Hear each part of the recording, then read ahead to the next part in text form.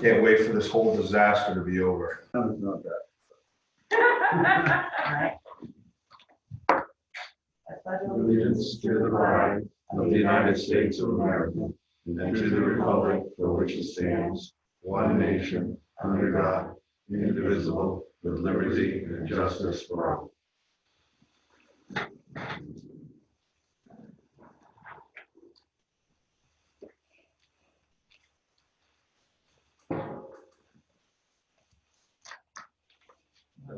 Open it up to you.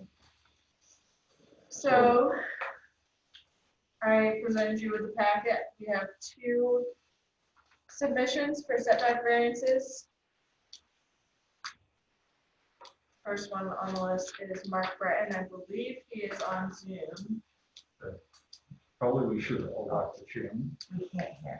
Oh, we make an adjustment to the agenda to let the chairman. Yeah. Well, I made one for you. I make a motion, Francis. I second it. I know. My next question was going to be, how does that work? All in favor? All right.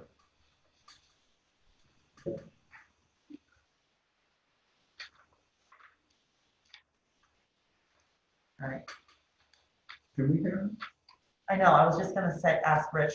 We can't hear him, Rich. You can't, can you hear me now? Yes. Thank you. Yes. Okay. Are you Mark? I am. Okay, great. Good evening. Yeah, good evening to you. You want to tell us a little bit about what you're up to? Well, we have a family-owned set of cottages up there, and the third cottage sits at the top of the hill. It currently sits right on the property line between myself and Gary and Barbara Priest. The camp was built as part of the original Mingo Springs hotel complex and is obviously very, very old. It has been used as a storage building for the 50 odd years that my family has owned the places up there, and is sitting on posts and is currently starting to slide down the hill. The roof is rotten, the floors are starting to give way, and we have determined as a family that rather than trying to invest a bunch of money in salvaging a building that's 100 years old, that it'd be more effective for us currently and in the long run to destroy that building and just put up a garage, which is what we propose to do. However, because the current building sits right on the property line, the zoning is asking, the current zoning requires that we be 20 feet off if we build a new building, as we understood it. And what I'm proposing is a variance of moving the building rather than its current position of being on the property line to being 10 feet off of the property line. So the variance is, rather than having a 20-foot setback, to have only a 10-foot setback. The 10-foot setback will increase the space between our two properties. It will give, right now, there's literally about 10 feet of space between, or the width of a driveway between this cottage and the Priest camp. The driveway runs between the two camps, and there's literally, they sit, right across from each other. So, in the reconstruction, the leveling of the old building and the building of the new building, we'd like to move the footprint of the new building laterally about 10 feet, which will position it better in the property line, or better between the cottages. It'll look better, it'll be more effective for everybody, and will allow us to build what we want. So we're really building very, very close to the existing footprint. However, just moving it further off the property line, so there's more of a space between the two properties, if that makes sense. And this, looking at the site plan, there's this building that's in discussion right now, but is there 2 other buildings? There's 2 other buildings that sit down on the lake, and then this one sits back off of the lake. What's the use of the other two buildings? Those are our vacation properties. We go up there in the winter, in the summertime and stay in those two vacation properties. They're owned and joint between my sister Darlene Breton, and myself. Okay.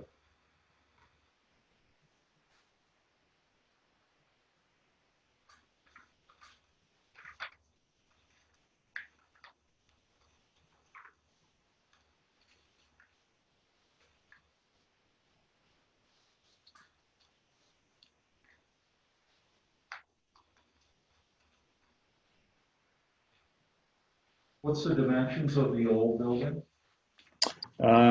Roughly 20 by 40.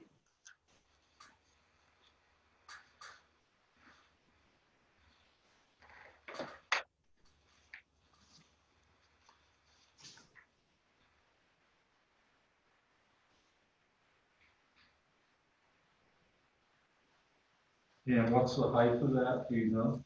That's a single story.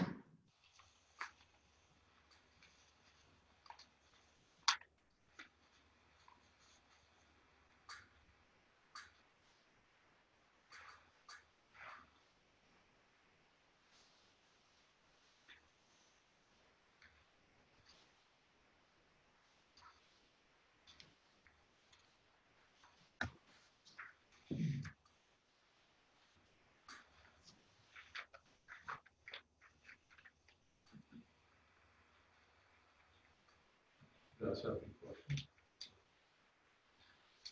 Yeah, I've got a couple. The old building that's the garage, you're gonna tear down and get rid of. Yep, You're gonna move it 10 feet away from the lawn. yep, And you're gonna construct a 2-story building there according to the building plan.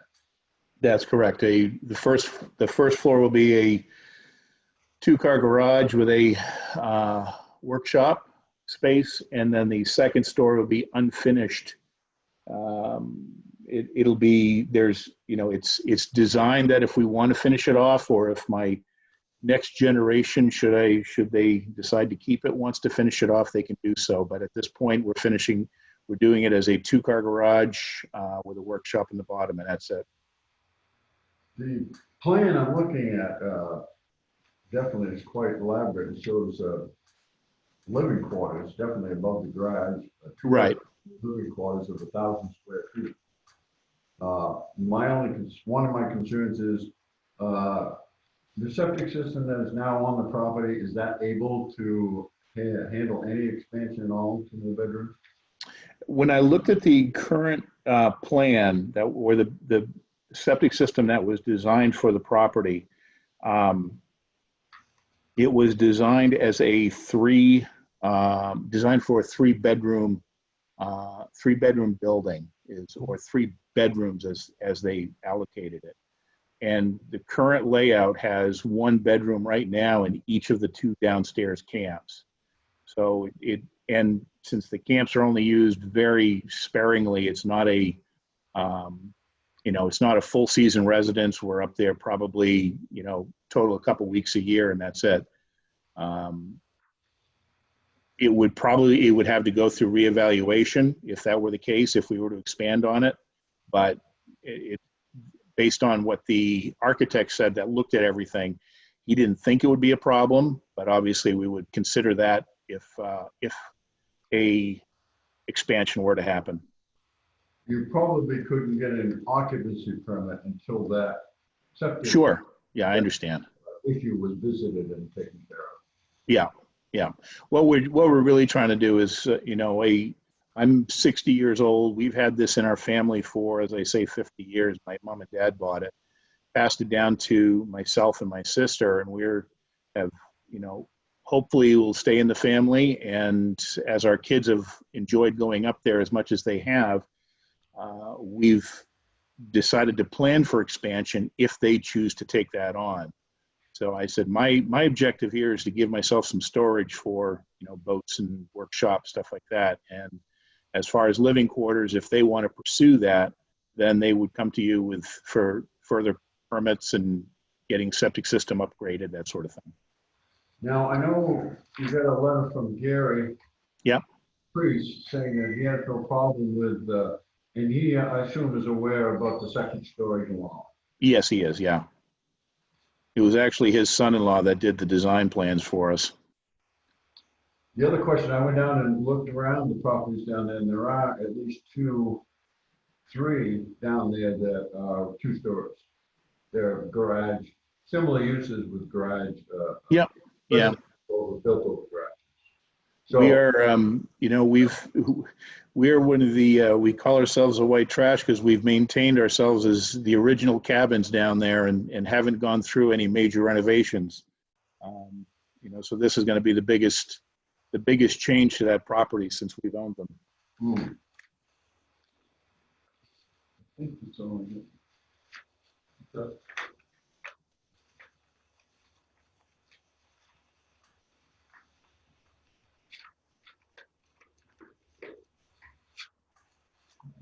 Anybody here make a motion?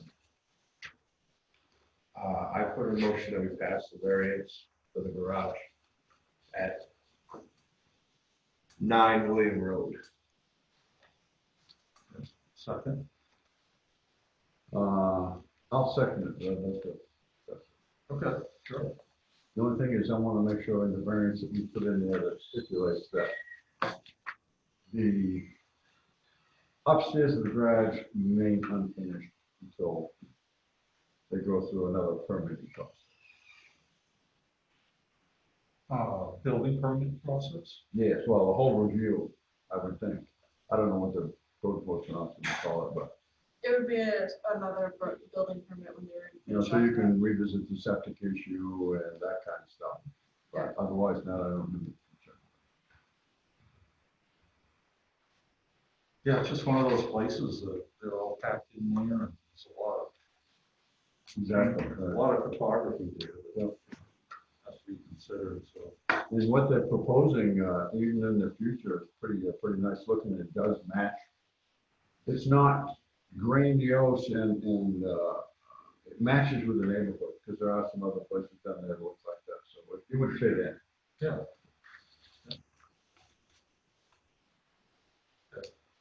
Any further discussion? All in favor?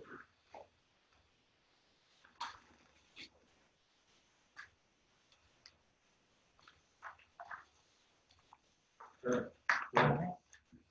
Thank you. Oh, I thank you. I appreciate it, folks. Have a good night. Good night, Mark.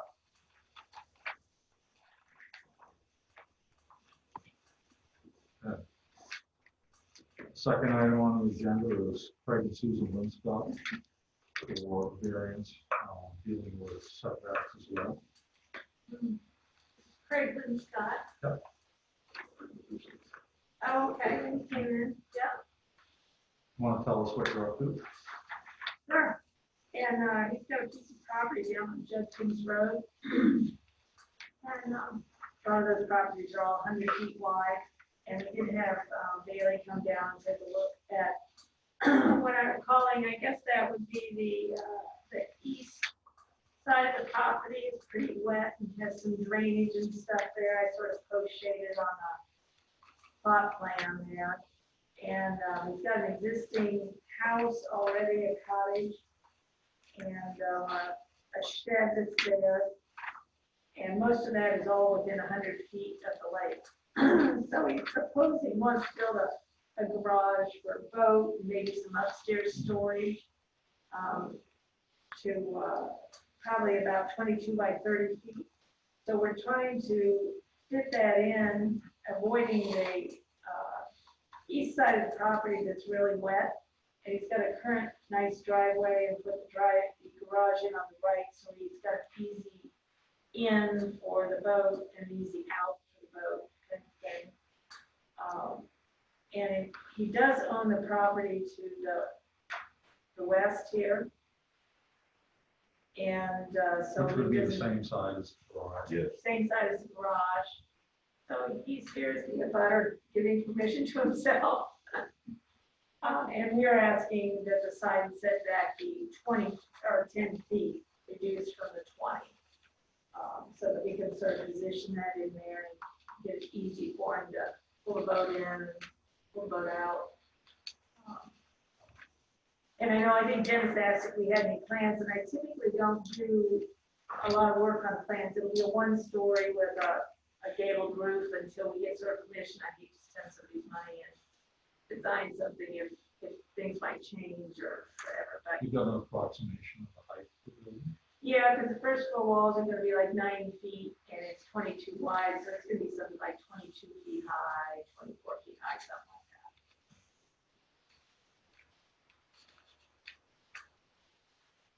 Just for whatever it's worth, the existing shed there, once the garage, if it is built, existing shed, which is actually closer than 100 feet to the water, but been there, was there when we bought it, that's coming down. It just got some fishing equipment and life jackets, that sort of thing there, so that will go into the garage and the shed will come down. Yeah, and currently it sits within the 20-foot setback. Oh, that's a good trade-off.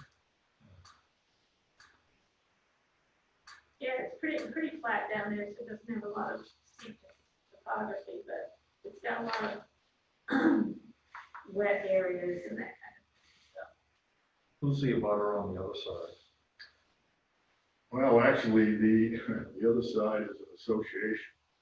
It's, what, I'm sorry, I don't know the name of the association, but it's an association of backlot owners. There's a camp there, but they have very little frontage. There was a recent purchase. It's Pam and Troy, but I don't know the last names off the top of my head. But the remainder of that frontage back, I think, 20 feet belongs to an association of backlot. You got a plot plan that you can sort of see. Whoops. These things. Let's see, so this is his, and this is the deeded right away with the little piece down there. So that's Lynn Scott, that's his proper neighbor, and that's the right away with the little piece down there. That's his, and a little right away. And then, That's for all the these- association piece. yeah, for all these lots back up here. Oh, okay. And they have parking down there. And dock Some back system. down water access. Following. That's why that right away. Okay.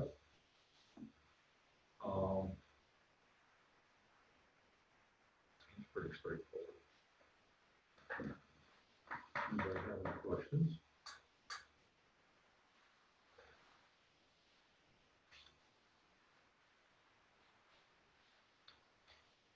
I'd make a motion to approve this variance for Mark, Craig and Susan Lisbeth. Linscott, yes. I'll second it. Okay. Any further discussion? All in favor? There you go. Okay. All right, thank you, ladies and gentlemen. Thank you. Yeah, you're welcome. Thank you very much, Scott. Have a great night. Just so I know how this works, maybe you can answer, but I don't know if it's better to ask right here. I get the variance. What happens now? Does that become, do we file that with the court? Does that become part of the deed? But it goes in Bailey's file on you that you keep, and then you come back with the plans and the furniture, you'll pull it out and go, oh, Gotcha. you got permission. Okay. How long, what's the time limit? on This sort of thing. I mean, my big problem right now is contractors. I can't get anybody to return a phone call. I'll have to check on the time limit, but if you did a building permit application, you have a year to start construction. Okay, how long before we have to get that building? I'll have to double check on that. I don't know if there's a specific time frame. Okay. Yeah, so we might get it next year. Worst comes to worst, you can come get a building permit if it runs out, you can come get it. Right. It's just the cost of that building, and that garage, it shouldn't be too big. There is a time frame ordinance. I can't remember what it is. That's okay. I don't mean to put it on the spot. I know you're. Right, I can't remember if it was a year It's either 1 or 2 years. I thought it was 2 years, but where it sits in your folder, so you. once you started it, it's like, Has to Well, be it's 6 a months. I think it says substantial start. Yeah, Yeah. Okay, thank you. thank you guys, all right. Alright. Second, make a motion to adjourn. I'll make a motion that we adjourn. I'll second it. Um, Oh, there's the last one. Don't need a finding of fact or anything like that. We don't need one. Don't need a finding of fact. It's not. I don't think we do on that. I think that we accepted their reasons in their questionnaire, accepted those. That basically, they're kind of restricted because of the situation. It doesn't allow them to get the full benefit out of their property. It's not a situation that they created, and it's not going to be detrimental to the neighborhood if this is done, because there are similar things done in the neighborhood that way. And that would be the only finding in fact that we go down through those 4 questions and just state why we felt they were correct. Certificate must be recorded. It does say